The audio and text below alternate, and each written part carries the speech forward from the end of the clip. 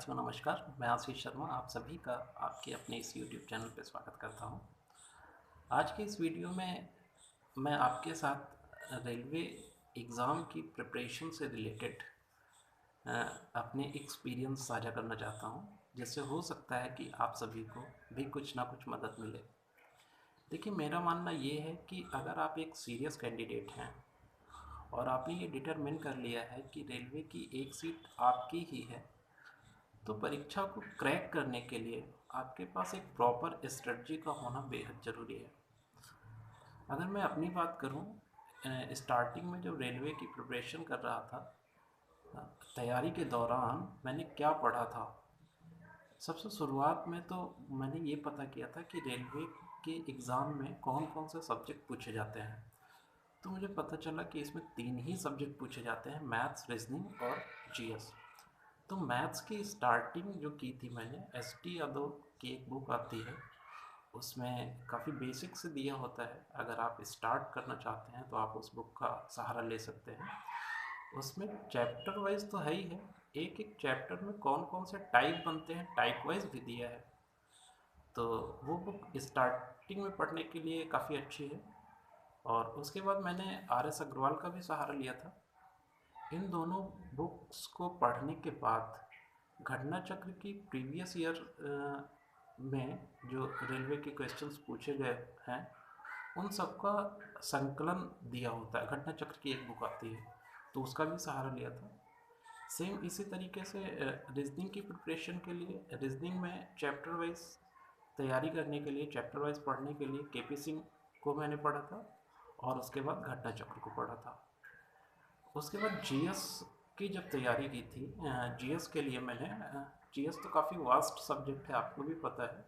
उसके लिए मैंने लूसेंट को पढ़ा था। लूसेंट छोटी सी बुक होती है, उसमें जीएस के सारे सेक्शन दिए होते हैं। जैसे जीएस में आप जानते हैं कि पॉलिटिक्स भी आ जाती है, इकोनॉमिक्स भी आ जाती है, और Indian history, world history, Indian geography, world geography, ये सारे सेक्शन उसमें आ जाते, साइंस भी।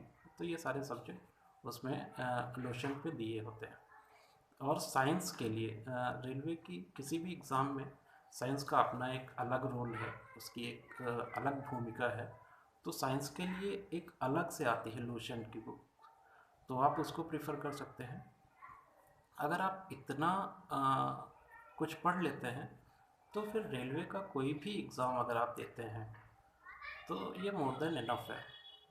अच्छा, अगर आप इसी वर्ष रेलवे की परीक्षा दे रहे हैं, आप एनटीपीसी दे रहे हैं या आरआरबी ग्रुप डी दे रहे हैं, तो एनटीपीसी का तो बहुत सारे लोगों का हो चुका होगा फर्स्ट स्टेज का, यानी सीबीटी 1 प्री जिसको बोलते हैं।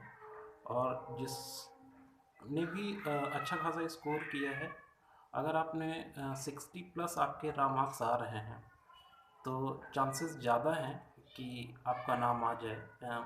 आई मीन आप प्री क्वालिफाई कर सकते हैं।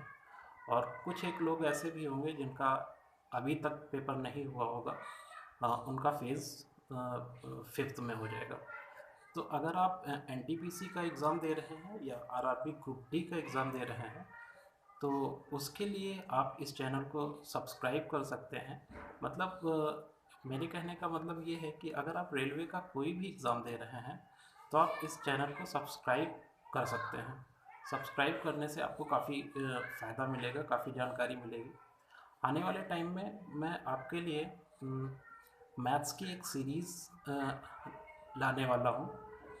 जितने भी मैथ्स के जो इम्पॉर्टेंट चैप्टर्स हैं रेलवे एग्ज़ाम के दृष्टिकोण से, वो सारे के सारे मैं एक सीरीज़ टाइप में लाऊंगा और वो सारे के सारे कवर करने की कोशिश करूँगा।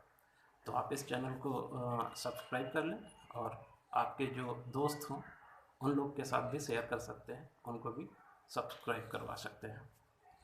Thank you.